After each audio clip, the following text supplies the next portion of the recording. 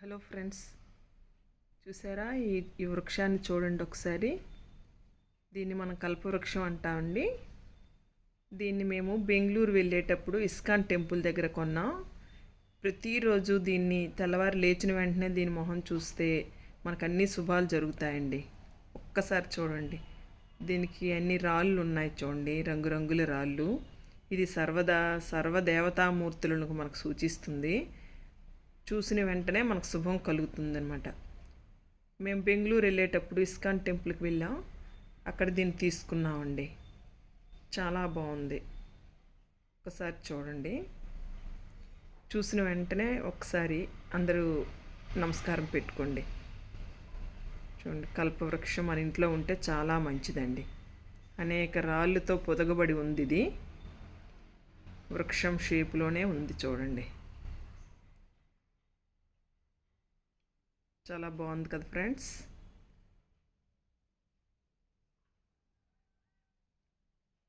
ఒక్కసారి అందరు దండం పెట్టుకోండి. మీకు మంచి జరుగుతుంది, తప్పకుండా మంచి జరుగుతుంది. నాకు కామెంట్స్ రూపంలో తెలియపరచండి. మేము ప్రతి సెలవులకి ఏదో ఒక రోజు ఏదో ఒక పిక్నిక్ స్పాటో లేకపోతే సమ్మర్ వెకేషన్కో మేము ఎక్కడికో దగ్గరికి వెళ్తూ ఉంటామండి. చూడండి, తర్వాత మన సంస్కృతి సాంప్రదాయాలు ఉట్టిపడేలా చేసే దేశానికి వెన్నుముక అయిన రైతు. చూసారా, ఇది మేము అరకు నుంచి తెప్పించామండి. చూడండి, పంటని ఇంటికి తీసుకొస్తున్నట్టుగా ఎంత బాగుందో. చాలా బాగుందండి. ఇది చాలా పెద్దది కూడా. మనకి ఇక్కడ ఇలా కనిపిస్తుంది కానీ చాలా పెద్దది కూడా. ఇంట్లో పెట్టుకుంటే చాలా బాగుంటుంది. అంటే ఎప్పుడూ కూడా అంటే ధాన్యలక్ష్మి మన ఇంటికి వచ్చినట్టుగా ఉంది. చూసారా, మనకి ఎంత డబ్బు ఉన్నా ఆహార పంటలు లేనిదే మనం బ్రతకలేము. ఇది ఉంచుకున్నాం అనుకోండి, ఇది కూడా మనకి ధాన్యలక్ష్మితో సమానం అనమాట. మహాలక్ష్మి మన ఇంట్లో కొలువై ఉండేటట్టుగా ఉంటుంది. చూడండి చూడండి, ఎడ్ల బండి ఎంత బాగుందంటే అంటే ఆ చేసిన శిల్పులకు మాత్రం చాలా జోహార్లు చెప్పాలండి. చాలా బాగుంది చూడడానికి కూడా. ఎంత బాగుందంటే అంత బాగుంది. చూడండి, ఇక్కడ కూడా బండి నడిపేవారు మగవాళ్ళు అయితే బండి మీద కూర్చొని చూడండి ఒక స్త్రీయే ఇంటికి అంటే ఇక్కడ ఎందుకంటే ధాన్యలక్ష్మి అంటే లక్ష్మీదేవి కదా. స్త్రీ వచ్చిన ధాన్యలక్ష్మి మన ఇంటికి వస్తుందన్నమాట. ఎప్పుడూ కూడా మనం పండగ సమయాల్లో ధాన్యాన్ని ఇలాగే రైతులు తీసుకొస్తారు.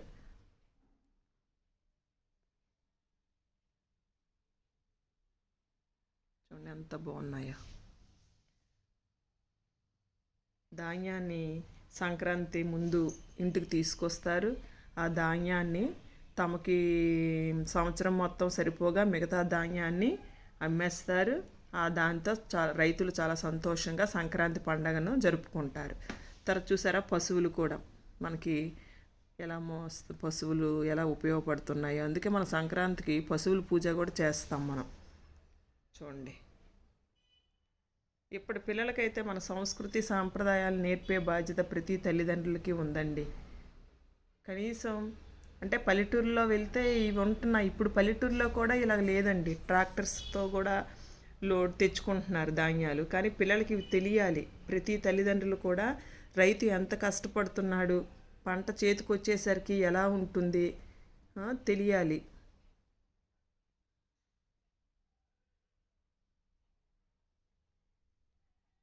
నాకైతే మాత్రం చాలా బాగా నచ్చిందండి ఇది. అందుకే నేను తెప్పించాను. చాలా బాగుంది. తర్వాత మంగళ వాయిద్యాలతో శుభం పలుకుతూ చూడండి, ఇది ఒక్కసారి చూడండి. చూడండి, అందరూ కూడా తమ కులవృత్తి చేస్తూ మనకు అప్పుడు ఎంత బాగుండేవో చూసారా.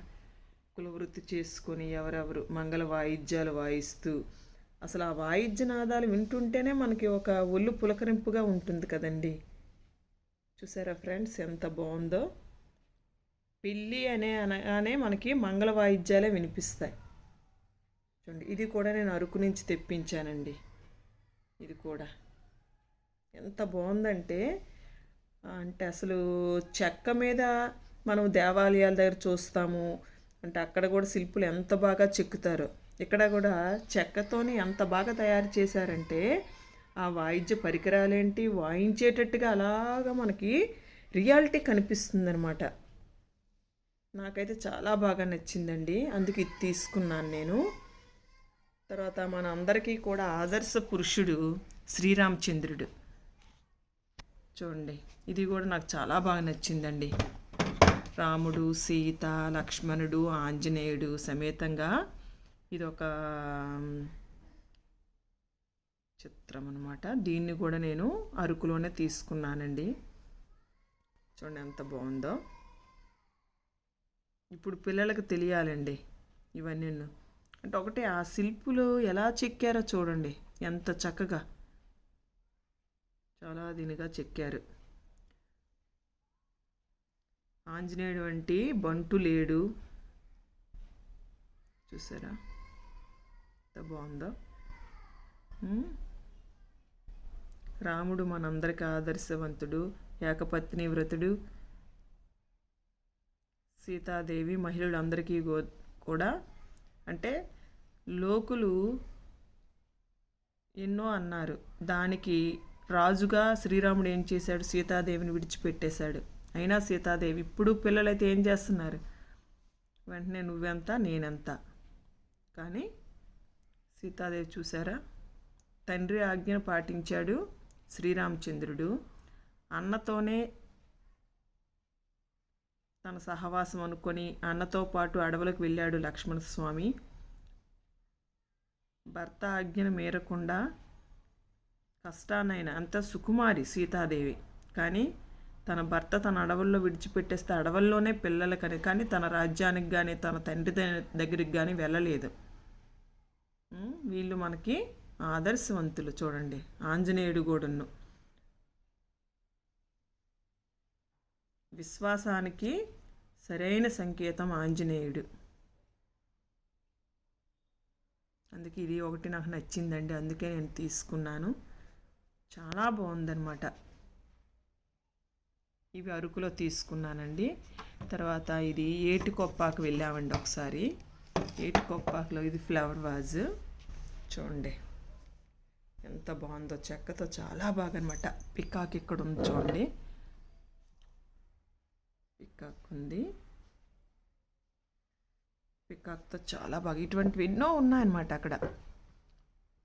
చూడండి ఎంత బాగుందో పికాక్. ఇలా మేము తర్వాత అది ఫ్లవర్స్తో మేము డెకరేట్ చేసుకున్నామండి. ఇది కూడా విఘ్నేశ్వరుడు, అది కూడా ఏటికొప్పాక ఒక మేడం గారు ఇది ప్రజెంట్ చేశారు. ఇలా ఎన్నో ఎన్నో ఎన్నో బొమ్మలు ఉన్నాయండి, చాలా చక్కగా. అసలు ఎంత బాగున్నాయంటే మనకి ఇంకా టైం చాలదు. అరకులో చూడాలనుకున్నా, మనం ఏవే కొనుక్కోవాలనుకున్నా మనం మాత్రం 2 days స్పెండ్ చేయవలసి వస్తుందండి. అంటే మనము దాన్ని అలా చూసి ఏది బాగుంటుంది, ఏదో ఒకటి వేగం కొనలేం కదండి. అదే మనం ఓన్ వెహికల్తో వెళ్ళి చక్కగా అన్నీ చూసుకొని రావాలి, అందరితో సంతోషంగా. అంటే కొన్ని ఫ్యామిలీస్ వెళ్ళారనుకోండి, చాలా చక్కగా ఉంటుంది అనమాట. ఇప్పుడు వచ్చేది కూడా కార్తీక మాసం, ఇప్పుడు ఇది నడుస్తుంది కదా కార్తీక మాసం. ఈ కార్తీక మాసంలో ఎక్కడికైనా వెళ్ళండి ఫ్రెండ్స్. ఈ బిజీ జీవితంలో కొన్ని రోజులైనా మనం సరదాగా హాయిగా గడపాలి, అందుకే నేను ఇది చేస్తున్నాను. చూడండి ఎంత బాగున్నాయంటే, నాకు చాలా బాగా నచ్చాయండి. ఇవి తెల్లవారి మంగళ వాయిద్యాలు. ఇది ఈ పిక్చర్ చూసిన సీతారాముడు, లక్ష్మణుడు, ఆంజనేయుడు, సతీ సమేతంగా ఉన్న ఈ బొమ్మను చూసిన, కల్పవృక్షాన్ని చూసిన, అసలు మనసు ఎంతో అనమాట ప్రశాంతత ఉంటుంది తెల్లవారి లేచిన వెంటనే చూడగానే. తర్వాత ఇవన్నీ రైతుది చూసిన, రైతు కష్టం ఏంటో తెలుస్తుంది. ఎంత ఫుడ్ని ఎంత వేస్ట్ చేస్తున్నామో కదా మనం. బాబో ఇంత కష్టపడితే కానీ మనకు ఫుడ్ రాదా అని తెలియాలి. ప్రతి పిల్లవాడికి కూడా తెలిస్తే వాళ్ళు కొంతైనా మార్పు వస్తుందన్నమాట. తల్లిదండ్రులుగా మనం ఆ పని చేయాలి. చూసారా ఫ్రెండ్స్, మీకు కానీ నచ్చితే కామెంట్స్ రూపంలో తెలియచేయండి. మీరు కూడా ఒక్కసారి అరకు ఏ సెలవుల్లోనైనా ఒక్కసారి ఈ బిజీ జీవితానికి దూరంగా వెళ్ళి హాయిగా గడపండి. మీ మనసుకు నచ్చిన బొమ్మలు తెచ్చుకోండి, చక్కగా హాయిగా గడపండి. జీవితంలో కొన్ని రోజులైనా మనం సంతోషంగా ఉండాలండి. ఇలాగ గడుపుతుంటే అన్ని రోజులు మనం సంతోషంగానే ఉంటాము. చూడండి, మనకి మనం టైం స్పెండ్ చేసుకోవాలి. ఎంతసేపు డబ్బు సంపాదించడమే కాదు, మన కోసం అంటూ మనం కొంత సమయాన్ని ఉంచుకొని చక్కగా అందరితో గడపడం నేర్చుకుంటే మనకు చాలా హాయిగా ఉంటుంది ఫ్రెండ్స్. మీకు ఎలా ఉందో ఒక్కసారి కామెంట్స్ రూపంలో తెలియజేయండి ఫ్రెండ్స్. కుదిరితే ఇప్పుడు అన్నవరం మీరు వెళ్తారు కదా, తుని అవన్నీ దాడి ఏటుకొప్పాకు ఉంటుంది. ఒకసారి ఏటుకొప్పాకు కూడా వెళ్ళండి. అక్కడ కూడా ఎంత బాగుంటాయో తెలియదండి బొమ్మలు కూడాను. ఏటుకొప్పాకు బొమ్మలు చాలా బాగుంటాయండి. మన ఆంధ్రప్రదేశ్లోనే ఉంది ఏటుకొప్పాక.